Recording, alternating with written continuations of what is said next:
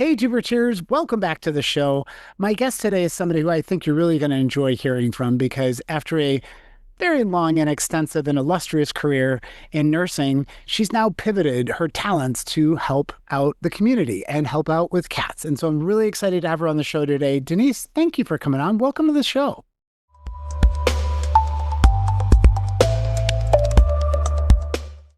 Thank you for having me. So tell us a little bit about who you are and the organization you're leading. All right, I'm Denise Bynum. I've been a nurse for about 45 years, a nurse educator. I was at our local community college. I taught for 22 years. Then I became the director of that program, Northwest Mississippi Community College, the RN program there. So for 6 years, I led that program. We had about 20 faculty, 200 or 300 students at a time. And I decided to retire about 2020, just as COVID hit, which was a good time to get away from that, I thought. But before I retired, I tried to help a lady at church get her cat fixed. She couldn't afford, regular vet prices. So I heard about this organization called Homeless Animals Relief Project. We call it HARP for short. And I called, and a lady named Linda Chitwood, who's also a nurse anesthetist, took the information, and I transported my friend and her cat to a local vet, and she was able to get it done for just whatever she could donate at the time. So I found out Homeless Animals Relief Project was for the low-income individuals to spay, neuter, and vaccinate their cats. So Linda, who started this organization in 1997, she saw the overpopulation of animals and the poverty in North Mississippi, and that people couldn't afford to get their pets fixed. So she started fixing cats with her own money, eventually getting donors and grants, and grew. And I believe when she wanted to retire in 2020. She talked to me about wanting to retire. She was probably fixing 600-700 cats a year by using 2 or 3 vets. And at one time, I even did it in a RV at her house, was turned into a surgical suite. Sure. And the vets would come there. They would come from the vet schools, and then there were 2 or 3 vets that would come, and they would fix 40 or 50 cats at one time. But she talked to me about retiring. Once I took that one cat to the vet, she said, "Oh, would you be interested in helping transport, trap, go to the vet clinics when they had a big spay day?" So I did that when I could. And then when I retired, she asked if I was interested in taking the client calls and also making the appointments, because she was wanting to retire and she really wanted to find 3 people. Someone to do the administrative side, the grants, the reports, the bank account, and then someone to be on the ground, trapping, transporting, then someone to do the client intake calls. But it didn't work out for any of those other people. So eventually I took it on, all of it, a little bit at a time, because it would have been a lot to do at one time. She needed 3 people to replace her, but wow. All she got was me. But anyway, I've enjoyed it. I love that. I love helping people and the cats, and it's so satisfying when you go to someone, calls, and they have 10 or 12 cats in their yard, and it could afford to fix them. They can't get them in a carrier. So Right. we loan carrier, loan traps. We teach people how to trap themselves if they possibly can. I have about 8 volunteers as far as transporting, 2 or 3 that help with trapping. But if they're physically able, I can teach anybody to use the traps. We have a lot of traps we loan out and carriers. People need a carrier to get their cat to bed. So we've grown by networking with use and more volunteers. And last year, we fixed 1,443 cats. Wow. That's quite a number for just your from, area. yes, it was 18 counties in North Mississippi. It doesn't matter where they live. If they can get to one of my vets, then we'll help them get that cat fixed. And now we have 9 clinics that we work with, all the way from Arlington, Tennessee, North Mississippi, as far down as Tupelo, Mississippi, if anybody knows that area, and cat and vets all along in those areas. So we have one vet that fixes 20 to 30 cats a week for us. Wow. And we may have a vet that'll do 2 or 3 a week, or Yeah. 8 or 10 a week. Just depends. So, like I said, we network with other rescues, and to help us with trapping, and especially the ones that are hard to trap. But we help, even if they're not low income, maybe they can afford to fix their cats. Some people still aren't willing to pay what it costs to fix that many cats. Sure. And sometimes they're willing, they can pay what we have to pay, the discounts we get from the vets. But I have fixed as many as 27 Wow. from one individual house. And we did a mobile home park a few weeks ago. We got 3 nights, and we fixed 29 cats from that location. That's We a- partnered with, yeah, yeah. And there's a few more there we've got to go back and get. It's hard to get 8 cats at a location where you've already fixed 29, Sure. because you're going to catch the ones that have already been fixed. And that's why it's so important to do the ear tip, to clip the top of their little left ear. We also worked with another rescue that went to the prison here in Mississippi, and HARP helped by loaning traps, finding one of our clinics that would do it, and helped them find another transporter. And they trapped and fixed 40 cats from the prison. Wow. Yeah, and the inmates, take care of them, and really love their cats, build them shelters and so forth. And actually, 7 other cats went into rescue from that. So that was 47 cats be fixed from the at the prison. So, and that's what can happen when you work together.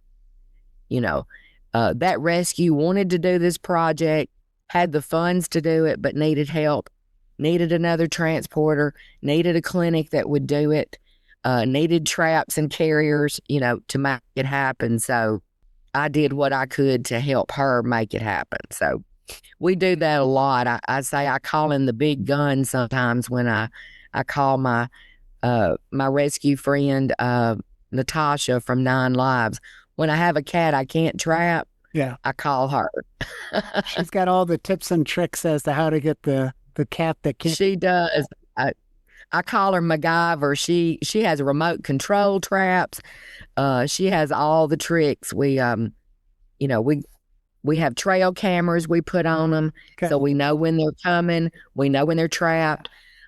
We have all the tricks. I have another rescue, Pals of Paws Society. I'll have clients that have had kittens. So that organization will take the kittens, get them adopted, and those kittens won't go back to that location because maybe it's someone who has 14 cats or 20 cats, and they don't need 5 more kittens. So we take those kittens out of those situations. Sometimes it's a dangerous situation. The kittens are, vulnerable to being hurt. We'll get them out of there. In fact, I had a mama and 5 kittens that I was fostering that gave birth on someone's porch. So I had a volunteer bring her to me, and I've had those kittens for 4 weeks. I took care and fed mama, and she fed the babies, and they went to rescue today. My friend Catherine from Pals of Paws came and got her. She'll go to her house and stay until the kittens are big enough to be fixed, and they'll all get adopted. So Nice. So I have to ask you, I mean, you had a very long career, really distinguished career in nursing. how did you make the pivot, right? It sounds like you volunteered to help out with one thing, and then they said, listen, your skills are transferable, right? We need a leader, and you've learned so much in just a short period of time. But what motivated you to want to make that career shift in retirement, so to speak? When I was thinking about retiring, I wrote some goals. What do you want to do when you retire? Yeah. Well, I wanted to be more active in my church, be able to volunteer more, go on mission trips and so forth. And I wanted to do something with animals, volunteer at the shelter or whatever. And I don't know, it just seems like that was my mission, when Linda asked me to get involved, and I just became more and more involved. And the more I did, the more I loved it when I started trapping and helping at the clinics. And then I wrote a grant while I was still a volunteer. I found a grant that she didn't know about, and we got it. So that was exciting. I don't know. I guess I meet the people that I meet that call for help, and they'll say, I've just been praying for somebody to help me with these cats. I can't afford to feed anymore, Yeah.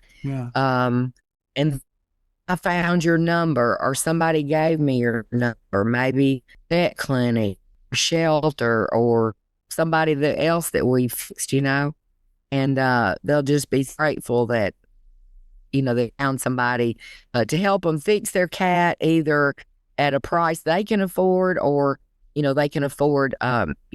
We ask for a certain amount per cat, but if they can't afford that, we work whatever, because we have donors and grants that can help pick up the difference. Maybe they're low income, disabled, a single mom, and they don't have any extra money Right. to fix the cat. Yeah, I really love this though, because as you know, it's all a part of the community, right? These are community cats, and people want to help. Sometimes it's a nuisance, but they also want the animals to be cared for, and to know that you guys are there as a resource that will help them figure this out, right? You're not saying no, you're saying let's work together, let's figure this out. If you can help offset some of the costs, that would be appreciated. If not, that's fine. We're still going to help you. And I think that really Right. just creates that positive impact in your community. Well, we've had there's some community cats in my city and adjacent cities that live in a park, live at a gas station, live at a strip mall, and somebody goes to feed them every single day. One in our town, 5 o'clock every morning. So I've tried, got, we've had some sick or injured that we had to actually get and euthanize, that were sick, and that was the best thing to happen. And in other towns, a lady, she's in her 80s, but she feeds them every single day, 4 different locations. So, we'll go and we'll trap in those locations, and sometimes we'll get, 6 cats trapped, but 3 of them are already fixed. But we'll get the ones that aren't and get them fixed. So it's such a relief to those people who are feeding them, Yeah. that they don't keep getting over and over. And we also, of course, we vaccinate every cat that we fix, get a rabies vaccine, a 3-year rabies. They get FVRCP, which is viruses that cats can get. We also put a treatment for fleas, ticks, and worms on every cat we fix. Very cool. I mean, Mhm. Denise, did you have any knowledge about TNR and trapping and all these things prior to joining the organization? I mean, were you just somebody that, you would see a stray cat and say, I wonder what's going on? Well, and I had one cat. Well, I actually trapped a cat at a gas station, a little kitten about this big. And I remembered HARP, and I called them. They actually took the cat and fixed it for me. I didn't know how to trap at that time. I actually caught the cat in a little cage. I didn't know anything about trapping. I just a little bit about cats from, owning a cat and taking them to get fixed. But I learned by going with some of the well, there was like one or two HARP volunteers that I learned how to trap. Then I watched a lot of videos, Community Cats podcast, and I took a TNR certification through them. And actually, last year I did the Community Cat Management course. It Okay. was an 8-week course with the University of the Pacific. Yep. Stacy LeBaron, Yep. you probably know. Stacy's a good friend of mine, and she's an amazing. Yeah. She's why I got into podcasting. She's amazing. So I learned a lot of tricks from watching those videos, and I learned a lot from that management course. It was an excellent course, but and of course a lot of trial and error and things I've learned and learned from my trapping friends. Yeah, just Yeah. if you do what I tell you, you will catch these cats. We trap train. I learned that from a podcast of zip tying the traps open and feeding the cats in the traps, slowly moving the food inside the trap. And then you've trained them. They're not scared of the trap. And when you get ready to trap, we usually get 95 to 100%. Wow. That we'll go after. Yeah, you guys have got this worked out to a science now. That's amazing. And if we don't get them that way, then, like I said, sometimes I call my friend Natasha. She's got her own little tricks, but we have a drop trap, which doesn't hurt them, Right. And so I'll give people the drop trap and show them how to use it and send them a video. And like I said, that's sort of last resort, but yeah, it works. Drop trap is a very good tool. Like you said, it's for catching those elusive ones or sometimes mama and babies and stuff like that. But I mean, it sounds like you've just ingested so much knowledge, Denise, in a couple of years that you're now an expert at this, right? You've taken the courses, now you're leading an organization that's doing this. I mean, this has got to be such a different path for you than the 40 plus years you did in nursing. It is. I think I became director in 22, so about 4 years. Yeah. And I've learned, like I said, from experience, from courses, podcast, other trappers, other organizations. Sometimes there'll be representatives of all three organizations. We'll all go together. We had one where we trapped, I think it was 20 cats at one location for a lady, and all three organizations that, we were all there together. I don't have very many volunteers that help trap. Okay. I need more. I really need to recruit more because sometimes people work. They're not retired. They're not, they're not available. And, but I've had several of my owners that I've fixed cats for who have become transporters and trappers. And we have one really, Kristen, a excellent volunteer that helps us at fundraisers, trapper. She's a trapper, a transporter. She'll go pick up a cat anywhere. She lives in the Olive Branch area north of me. So she's actually the one who brought me the little cat that was that I had in my kennel for 4 weeks. So we also will help cats that are sick or injured, which is really not part of our main mission, because that we got to keep our eye on spay and neuter. But we can't stand for any cat to suffer. So if they have an injury or an illness, we'll get them to one of our vets that do that also at a somewhat of a discount. So yeah. No, I really like this because, as you know, there's animal shelters that end up housing animals, but community cats are one that you can't adopt them out, right? They're feral. They're going to go feral, but we need to stop them from populating and we need to grow the population. And the only way to do that is through, TNR and spay and neuter to prevent the next litter. And then eventually the cats will naturally pass on and I don't have any more cats. Right. And some of those that are not really social, whether they come from somebody's house or cats, We'll try to find homes for them, barns, people with a lot of land, that'll just let them roam. And, they feed them, and then they do really good, mouse control. So we've had some luck. We have luck with that at times. They're not as for them as, we would like. Sure. We make sure if we're going to relocate, is always the last resort for those kind of cats. But we had some living at the ball field. We fed those cats for about 6 months. It was 2 mamas and about 5 babies. We had to put cameras on, try to trap them. We even had one trapped, and before my volunteer could get there, she saw a man on the trail camera, and he let the cat out, and turned my camera over so we couldn't see his face. I don't know what. She had some kittens. Maybe he thought he would let out to get to her kittens, but we had 150 doing the right thing. But anyway, we finally got her and her kittens, and all those went to good homes. So Nice.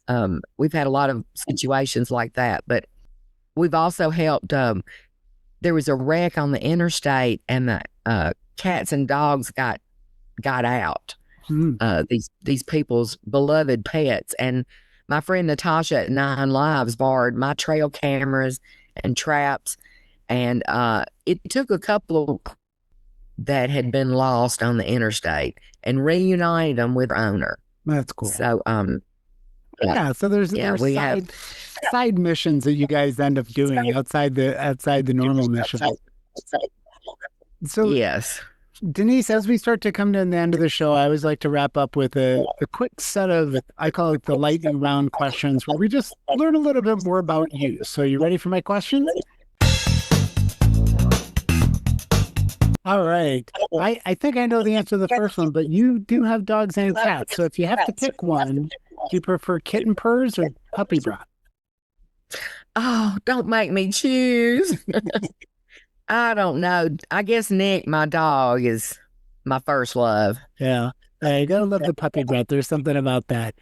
Are you an early bird or a late night owl? Early bird for sure. Okay. I mean, I suppose you have to, right? Trapping typically takes place at like 2 a.m. in the morning. So, well, yeah, sometimes if I'm trapping, we do that really at dusk or dawn, Yeah. But yeah, I get up early, so yeah, I go to bed early. Yeah, that makes sense. So, if Nick, your dog, was writing a Yelp review about you as a dog mom, how many stars do you think he'd give you? 4 out of 5. Okay, that's pretty good. So what's Nick's one gripe that doesn't give you a perfect score? Not enough treats, not enough walks? That I don't take him everywhere I go, which I take him a lot in the car. He loves to go riding and go on my errands and my cat missions. He likes to go, but he can't go every time, and he's not happy about that. Sure. And that I won't let him try everything I eat. That's probably worth a star there. I definitely agree with you. So Denise, now that you've pivoted into this new career, I mean, what do you want your legacy to be? Followed God's plan for my life, helping people, serving Him, helping people, and helping His creatures, because I believe He commands us to do both of those. Yeah, I love that. That's very nice. And I mean, I'm just so impressed by you after such a long and distinguished career. And now you're jumping into animal welfare, and I can already see you setting the bar high and doing so much to help animals. So thank you for everything you're doing. Thank you for coming on the show and sharing your story with us. Well, thank you for having me. I was honored to be asked.